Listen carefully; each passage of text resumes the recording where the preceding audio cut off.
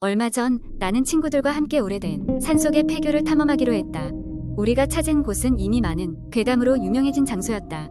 해가 지기 시작할 때쯤 우리는 폐교에 도착했다. 친구들끼리 장난 섞인 겁을 주고받으며 우리는 학교 건물 안으로 들어섰다. 건물은 오랫동안 방치된 탓에 창문은 깨지고 벽지들은 곳곳에서 벗겨져 있었다. 우리는 조심스럽게 전등으로 앞을 비춰가며 복도를 따라 걸었다. 교실들은 먼지로 가득했고 바닥에는 낡은 교과서와 의자들이 어지럽혀져 있었다.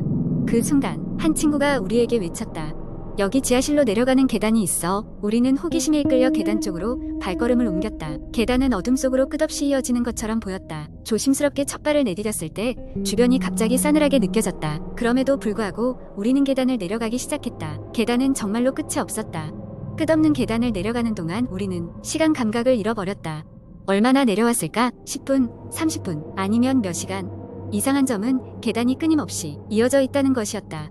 점점 불안함이 엄습해 오기 시작했다. 혹시 우리 길을 잃은 게 아닐까? 한 친구가 떨리는 목소리로 말했다. 드디어 계단이 끝나는 지점에 다다랐을 때 우리는 묘하게 생긴 오래된 문 앞에 서 있었다. 문은 작은 소리를 내며 열렸다. 안에는 무엇이 있을까? 우리 모두 숨죽이며 그 방 안으로 들어섰다. 방 안은 기이하게 현대식 설비들로 꽉 차 있었다. 컴퓨터 화면들이 벽 한쪽을 가득 메웠고 그중 하나의 화면에는 우리가 방금 지나온 계단이 보였다. 화면 속 계단에는 다른 무리의 사람들이 서성이고 있었다. 그들은 놀랍게도 우리였다. 충격적인 모습에 우리는 서둘러 그곳에서 빠져나오려 했지만 문은 굳게 닫혀버렸다. 패닉에 빠진 우리 팀은 출구를 찾아 방안을 헤매기 시작했다. 그때였다. 화면 속에 우리가 갑자기 이상한 행동을 하기 시작했다. 화면 속 우리들은 고통스러운 표정을 지으며 어디론가 가리켰고 그 방향을 바라보니 방 안에 사제가 서 있었다. 사제는 눈에 띄게 오래된 성의를 입고 있었고 타고난 고요함 속에서 우리를 응시하고 있었다. 그는 입을 열어 말을 했다. 너희는 이 계단의 비밀을 알아버렸다. 돌아갈 수 있는 방법은 단 하나뿐. 그 비밀을 여기서 묻어야 한다. 우리는 그제서야 깨달았다. 이 폐교와 계단은 무언가를 지키고 있는 비밀 장소였고 그 비밀은 우리의 예상을 넘어서는 것이었다. 사제의 경고를 받은 우리는 어떻게 해서든지 괴이한 장소를 빠져나가야 했지만 그 순간 머릿속이 하얘지며 모든 것이 흔들리기 시작했다. 눈을 떴을 때 우리는 폐교 밖의 숲속에 누워있었다. 밤이 깊었고 차가운 바람만이 우리의 정신을 되돌려주었다. 서로의 얼굴을 확인한 우리는 그곳에서 도망치듯 빠져나와 집으로 향했다. 그리고 다시는 그 산을 찾지 않기로 굳게 약속했다. 며칠 후 우리는 놀라운 뉴스를 접했다. 폐교가 있는 산에서 정체불명의 사제 복장을 한 남자가 발견되었다는 것이다. 그는 다른 차원의 존재에 대해 중얼거리다 정신병원에 입원하게 되었다고 했다. 우리 중 누구도 더 이상 그 사건에 대해 말하려 하지 않았지만 그 계단과 화면 속 우리의 모습은 지금도 뇌리에서 사라지지 않는다. 지금도 내가 잠이 들 때면 눈을 감으면 그 끝없는 계단을 다시 내려가는 악몽을 꾼다. 그리고 문득 생각이 든다. 그곳에서 우리가 진짜로 마주친 것은 무엇이었을까? 두 번째 이야기 한국 인터넷에는 다양한 공포, 썰이 많이 돌아다니곤 합니다. 그 중 하나인 고시원 귀신 이야기를 길게 작성해 보겠습니다. 몇 년 전 나는 서울의 한 고시원에서 수험 생활을 시작하게 되었다. 건물은 낡았지만 월세가 저렴하고 위치가 좋아서 선택할 수밖에 없었다. 첫날부터 뭔가 이상하다는 느낌이 들었다. 복도에 들어서자마자 쌓은 냉기가 나를 감싸 안았다. 관리인은 그냥 오래된 건물이라 그런 것이라는 말로 일축했지만 기분이 좋지 않았다. 고시원에는 다양한 사람들이 살고 있었다. 하지만 대부분의 사람들은 무심하고 서로에게 관심이 없었다. 그러던 어느 날 옆방에 사는 한 남자가 나를 붙잡고 대화를 시도했다. 그의 눈빛은 불안정해 보였고 얼굴에는 수염이 자라 있었다. 여기 이상하지 않나요? 그가 낮게 속삭였다. 나는 고개를 저었다. 글쎄요. 그냥 좀 낡아서 그런 것 같아요. 그는 고개를 흔들며 말했다.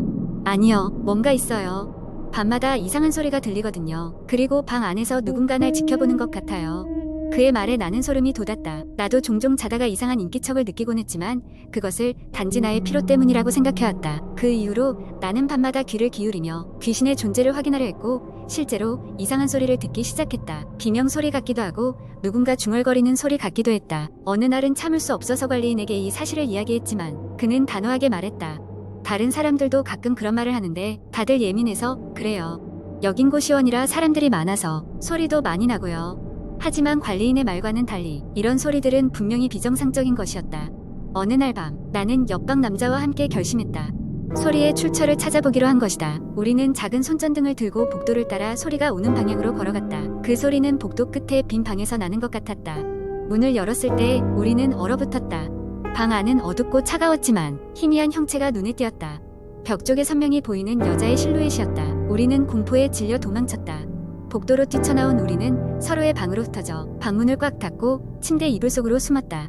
다음날 아침 옆방 남자는 고시원을 떠났다. 그의 방은 텅 비었고 관리인은 그가 갑자기 이사를 갔다 고만했다.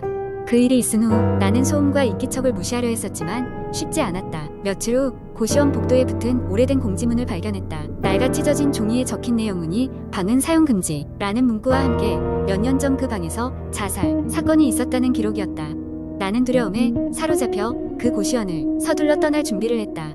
마지막 밤은 그 어느 때보다도 무서웠다. 밤이 되자 그날의 소리는 더욱 절박하게 들렸다. 마치 나를 붙잡으려는 손길처럼 아침이 되자마자 나는 짐을 싸서 그곳을 떠났다. 지금도 그 고시원을 지나칠 때면 그때의 싸늘한 공기와 의심쩍던 눈빛들이 떠오른다. 누군가는 단순히 노이로제라 치부할지 모르지만 나는 지금도 그 경험을 떠올리면 소름이 돋는다. 그리고 무엇보다 그 고시원의 빈 방에는 여전히 무언가 존재하고 있을 것만 같다. 세 번째 이야기, 한국 인터넷에는 다양한 공포썰이 유행하곤 합니다. 이 이야기들은 사람들 사이에서 회자되며 때로는 믿기 어려운 설정과 음산한 분위기로 독자들을 사로잡습니다. 실제로 이런 이야기를 들으면 무심코 뒤를 돌아보게 되곤 하죠. 이제 제가 한 가지 공포썰을 길게 풀어보겠습니다. 어느 작은 마을에는 오래된 낡은 집이 하나 있었습니다.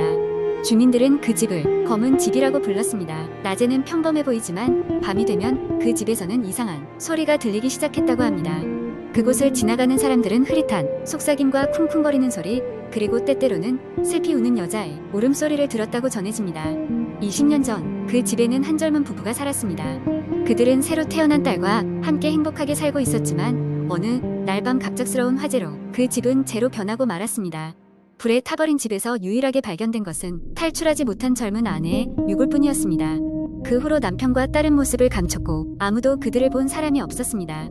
시간이 흐르고 집은 방치된 채 검게 그을린 나무만이 집의 이력을 증언하고 있었습니다. 하지만 마을 사람들은 그 집 주위를 갈 때면 항상 이상한 느낌을 받았고 아이들은 그곳을 지나다니며 장난삼아 서로를 겁주곤 했습니다. 어느 날 용감하기로 소문난 대학생들 몇 명이 그 집에서 하룻밤을 보내겠다고 나섰습니다.